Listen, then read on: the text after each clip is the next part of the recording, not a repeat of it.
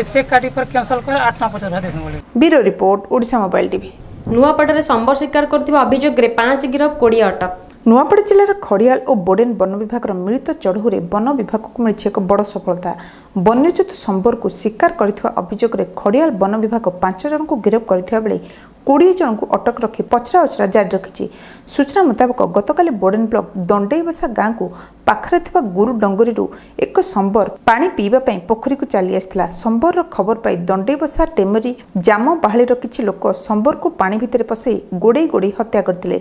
संबर को हत्या करिया परे मांस को भागबंटा करथुवा समय विशेष सूत्रर खबर पाई खड़ियाल रेंजर सढ़ानंद सुनानी नेतृत्व में वन विभाग दल दंडेईबसा गाँव में अतर्कित चढ़ऊ करथिले। चढ़ऊ समय 5 जन को गिरफ्त करने सह 6 केजी संबर मांस गोटे संबर गोड़ को जबत करथिले।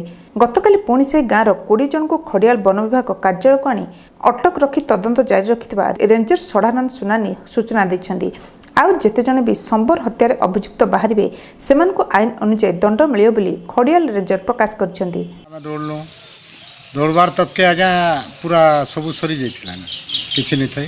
लास्ट के आमे से 6-7 केजी मांस थिला तार गोड़ थिला हेचुमे स्पॉट सीच कलु आरु काली आनलु 5 जन के आ आज पाखा पाखी तमाने 20 जन के आनी छु आर गोटे 2-4 जन थिबे फरार भी थिबे। किए देखि गला लोक अच्छे किए मांस खाला लोक अच्छे किए काटबार लोक अच्छे किए मजा देखबार लोक अच्छे इन्वेस्टिगेशन चलछे। Bureau report Odisha mobile TV. Kendrapara विश्व जनसंख्या दिवस